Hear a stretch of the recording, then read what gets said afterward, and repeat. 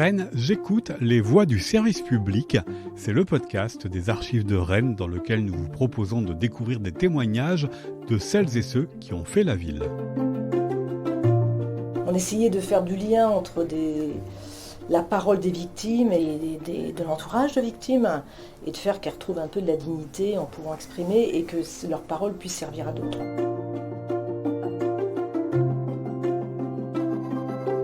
Dans cet épisode, nous vous proposons d'écouter Françoise Tirant qui a œuvré sur les questions d'insertion et d'aide à la population de 1986 à 2017. Son parcours à la ville de Rennes a été marqué par la création d'un service et les actions menées sur l'égalité femmes-hommes, les violences faites aux femmes, la santé, cela en faisant travailler ensemble différents acteurs rennais.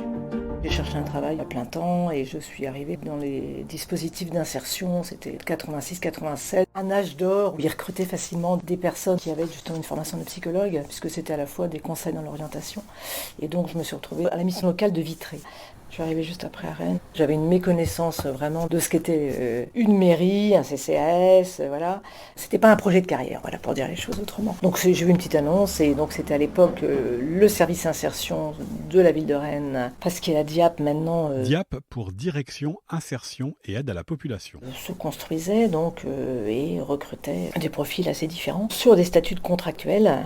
Donc voilà, j'ai passé un entretien au CCAS. Le CCAS est l'acronyme de Centre communal d'action sociale. Et puis voilà, j'ai été retenue. C'était des conditions un lieu de travail assez particulier. C'était vraiment des locaux un peu difficiles. On était près de la chapelle de l'office de tourisme actuellement. Je suis arrivée, j'étais déjà dans la deuxième vague. Je crois qu'il y avait à peu près 18 mois que le service était créé, ou un mois, non, je ne sais pas. Et donc on était entre 15 et 20.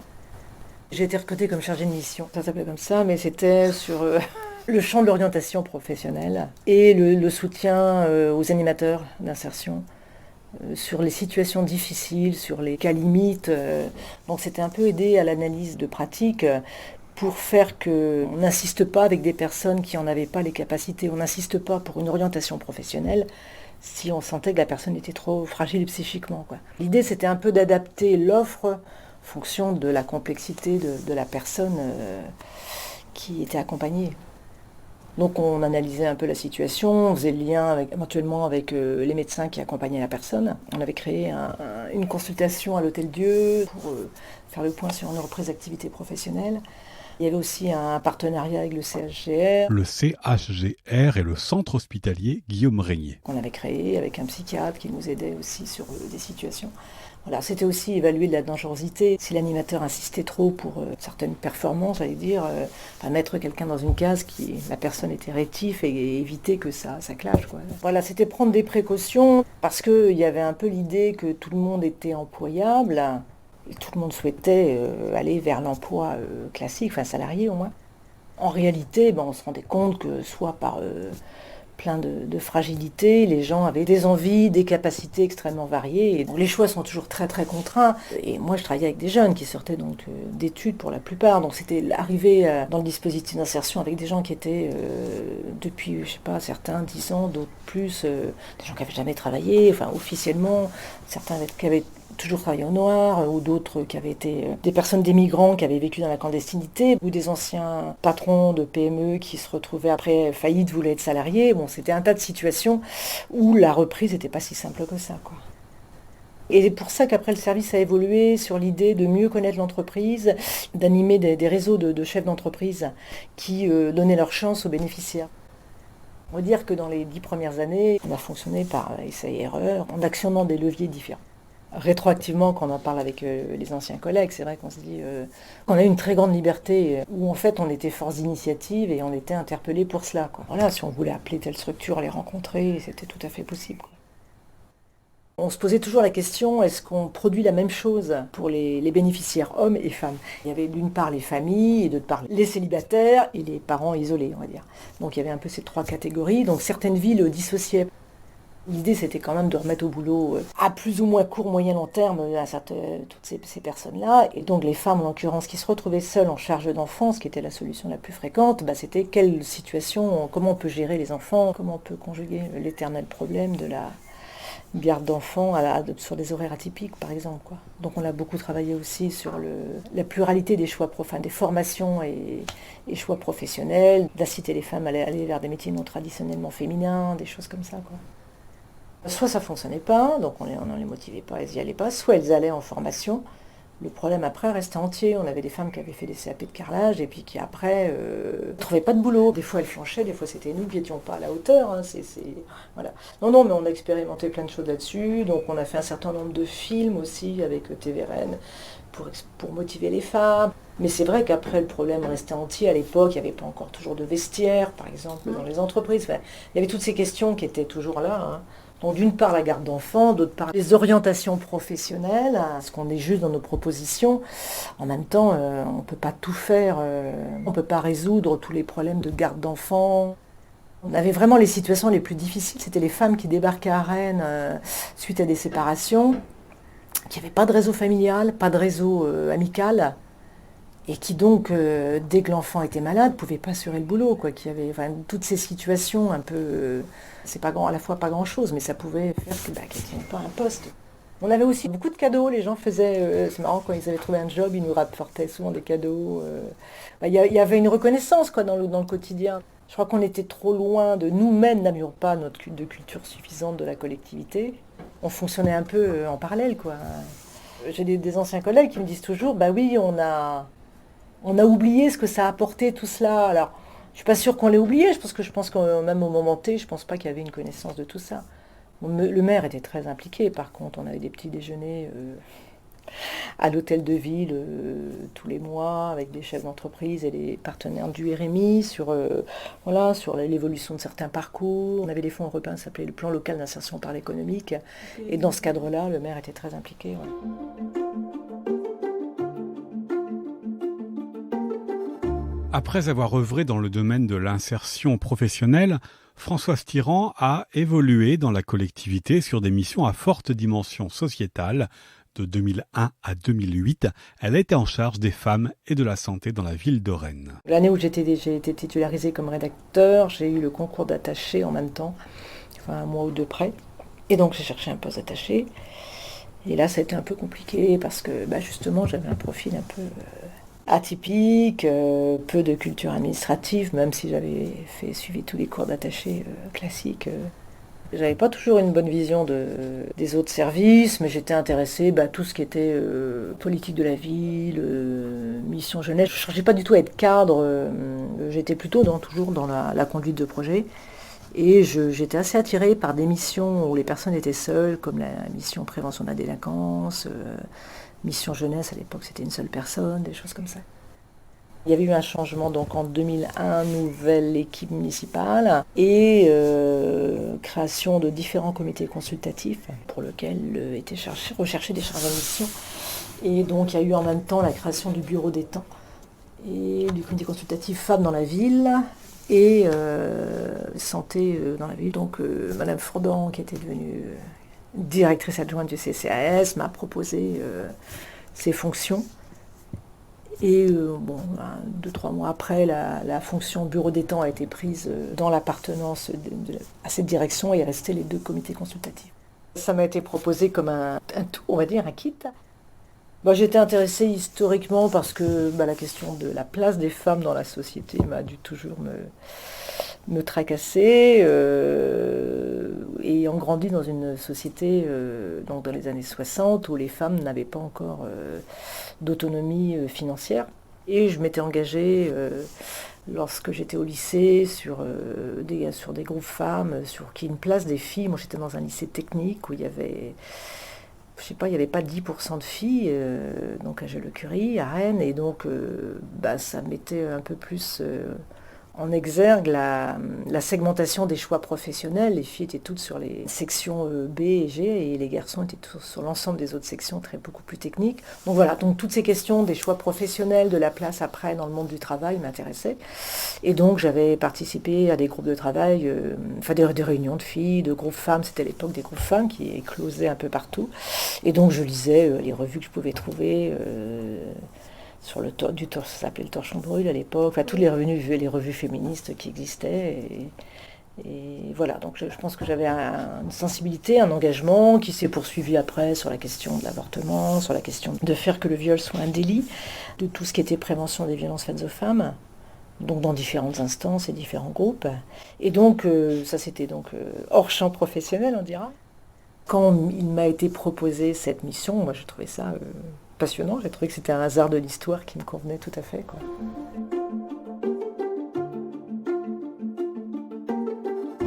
Extrait de l'intervention de Maria Vadillo, conseillère municipale chargée des droits des femmes et de l'égalité, lors de la réception à l'Hôtel de Ville le 8 mars 1998 pour la Journée internationale des droits des femmes. Edmond Hervé est alors maire de Rennes. Cependant, à Rennes, les hommes et bien sûr les femmes ne restent pas les bras croisés. Ils travaillent toute l'année avec lucidité, courage, inventivité, à faire l'état des lieux de ce qui ne va pas, à en comprendre les causes, à trouver des solutions, à faire des propositions.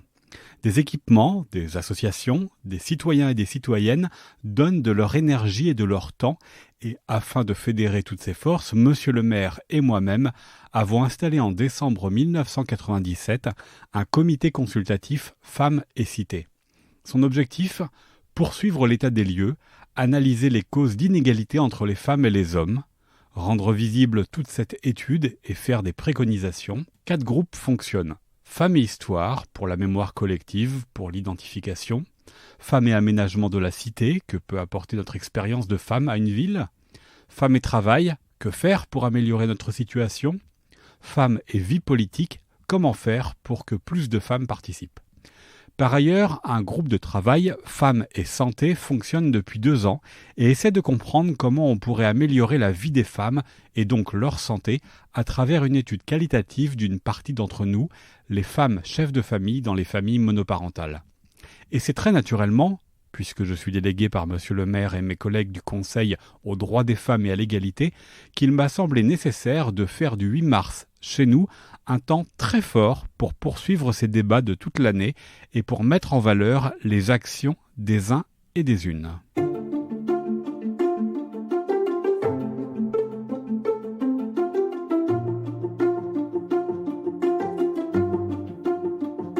Rennes, j'écoute les voix du service public.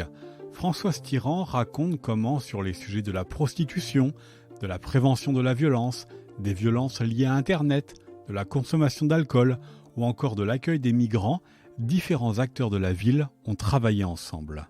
Le hasard a fait que comme sur l'espace public, il y avait cette problématique de la prostitution qui est arrivée. La thématique, il y avait surtout 2 demandes, c'était femmes et travail et femmes et violences, prévention des violences contre les femmes. Et donc, à cette question de la prostitution.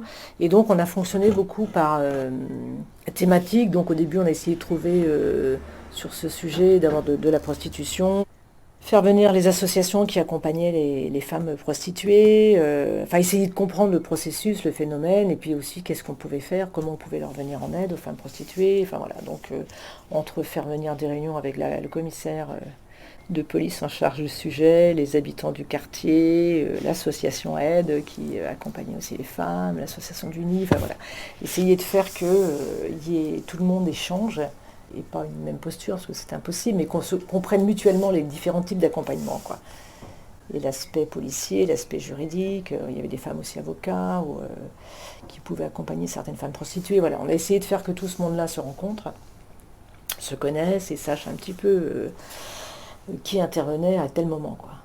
La collectivité est toujours sollicitée dans des moments un peu crise comme ça, mais qu'est-ce que vous faites ?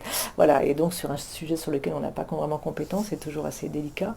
Donc de ce sujet et de ces rencontres d'interconnaissance, on va dire, c'est peut-être le rôle principal que peut faire une ville dans un champ où elle n'a pas compétence, c'est de faire que les partenaires se rencontrent et au moins se comprennent pour éviter les escalades d'agression et d'agressivité, souvent dues à de la méconnaissance. Et après, on a travaillé sur cette question de la prévention des violences, quoi.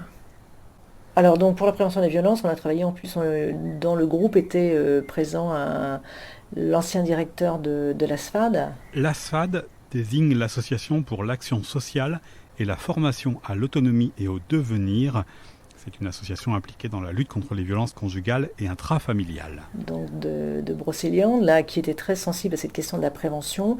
Ben, on a travaillé beaucoup, là, on a essayé de rencontrer tous les gens qui travaillaient sur le sujet déjà, et de rencontrer aussi des enseignants qui avaient réfléchi à tout ça. Et donc on s'est dit qu'il fallait à tout prix faire d'abord des moments un peu symboliques. Donc la ville a décidé de s'engager sur le 25 novembre chaque année. Donc on a fait une première campagne de com, et maintenant il y en a tous les ans d'affichage pour dire stop aux violences. Là on relayait le numéro de téléphone qui existait quasiment que localement, là, pour que toute femme victime de violence puisse appeler et trouver des ressources. Donc on a distribué partout des flyers, essayé de faire au moins qu'il y ait cette information qui circule. Et puis après, on a réfléchi sur ce qui pouvait être le plus probant, donc beaucoup de débats, après des films, à l'Arvor, tout ça. Faire que les femmes parlent, quoi. Donc faire aussi que dans les quartiers, donc moi comme j'avais ce réseau quartier, des espaces sociaux communs, faire que les travailleurs sociaux, qui sont souvent le lieu du dépôt des premières plaintes, puissent connaître un peu toutes ces ressources. Donc on a invité entre autres le quartier de Clenay, il y avait 2 assistantes sociales très motivées sur ces questions. Et donc on a travaillé pas mal sur des pièces de théâtre, à la MJC La Paillette, où les femmes après qui étaient victimes de violences sont venues animer un débat, enfin des choses comme ça, quoi. On essayait de faire du lien entre la parole des victimes et de l'entourage de victimes, et de faire qu'elles retrouvent un peu de la dignité en pouvant exprimer, et que leur parole puisse servir à d'autres. C'était un peu ça l'esprit, quoi.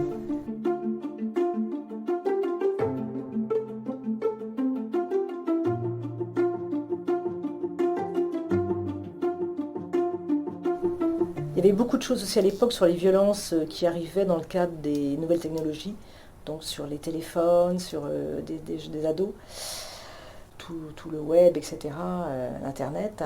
Donc en fait, c'était déjà il y a 10 ans comment on pouvait aider les jeunes à faire face à ça, ce déchaînement un peu de violence et d'attraction en même temps.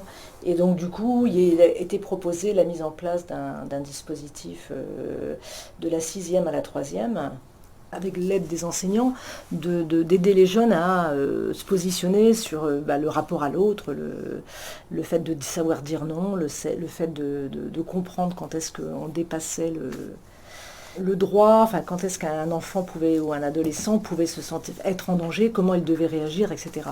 Et donc il y a eu on a expérimenté avec l'association Liberté Couleur, le CIDF et le panier familial, un dispositif dans les quartiers prioritaires. On a commencé par 2 collèges, de la 6e à la 3e. Et dispositif qui a eu une certaine notoriété. X ministres sont venus rencontrer Liberté Couleur, etc. Et pour le coup, je ne sais pas où est-ce qu'on en est rendu. C'était financé dans le cadre de la politique de la ville. Ça a été un peu l'aboutissement de toute cette réflexion collégiale, je dirais.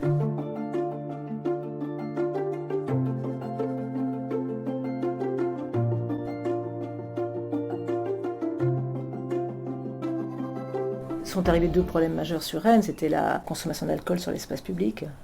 C'était un phénomène nouveau à l'époque, ça. Enfin, on l'a vu s'amplifier progressivement, avec la demande un peu de l'hôpital, des pompiers, etc., que la ville prenne en charge ce problème, que personne ne savait réguler. Voilà, donc là, l'actualité. Et autre sujet, par exemple, on a mis les migrants, l'importance des migrants qui arrivaient sur Rennes dans des états de santé très très précaires. Donc donc pour les migrants, il y a la mise en place du centre Guillot, qui donc est un espace de premiers soins pour les personnes qui n'ont pas la carte santé, enfin n'ont pas d'aide à la santé. C'était beaucoup demandé par la collègue de la politique de la ville.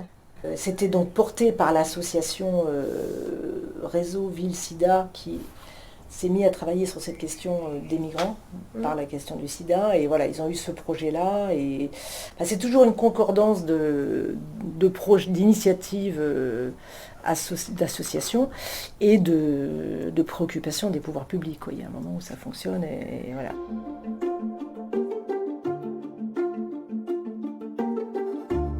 Extrait du discours de M. Edmond Hervé, député maire de Rennes, lors du colloque Rencontres européennes Rennes Égalité des chances 1999-2000, le 15 juin 2000. L'égalité, pour ma part, est l'un de mes premiers thèmes d'engagement. Il date de ma jeunesse et je ne l'ai jamais oublié. Il s'est enrichi par l'expérience, par la culture acquise, enrichie aussi par des engagements que je crois, indépendamment des médias et d'une nouvelle forme de communication, tout aussi importants aujourd'hui qu'hier. C'est donc sans surprise que nous avons toujours eu, d'une certaine manière, partie liée avec les mouvements et actions en faveur des femmes et en faveur de l'égalité. C'est en 1990, sous l'égide d'une collègue, Anne Cognier, que je veux saluer, qui faisait partie de notre équipe municipale et qui est aujourd'hui présidente du CIDF, le Centre d'information sur les droits des femmes, que nous avons engagé au sein de l'administration municipale une action volontariste en faveur de l'égalité des chances entre les hommes et les femmes. Une étude fut ainsi confiée à Madame Junter, maître de conférences en droit social à l'université de Rennes 2, titulaire de cette chaire dont je vous ai parlé. Une étude que vous avez menée, madame, et que vous continuez d'ailleurs de poursuivre avec votre équipe. Une déléguée à l'égalité des chances a été nommée au sein de notre administration municipale. Il s'agit de Danielle Touchard.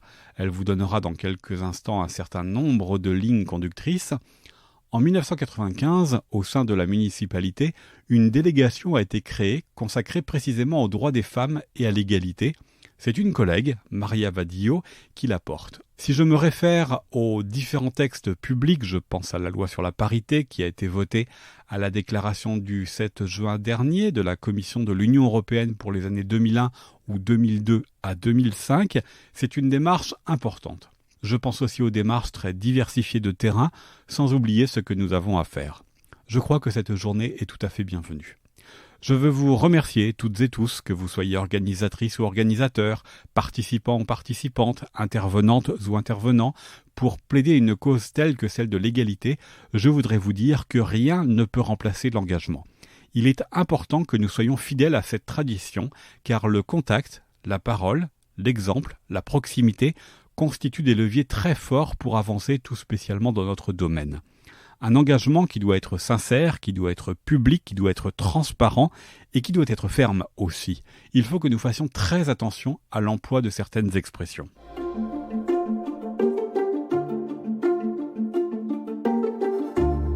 Quand je suis arrivée à la RH, une partie de ma fonction a été la problématique de l'égalité femmes-hommes parmi les 5000 agents de la ville et de Rennes Métropole. Enfin, on a glissé, parce que le périmètre premier était la ville, et puis en cours d'exercice, on a glissé à Rennes Métropole. J'ai surtout pu assister à beaucoup d'échanges, comme je disais, au niveau international, au niveau national, qui donnaient beaucoup d'air et d'idées, surtout. C'est vrai, je suis persuadée que les idées ne viennent pas toutes seules, mais ne viennent que dans les échanges, un peu de lecture, de veille, mais surtout dans les échanges directs quand même.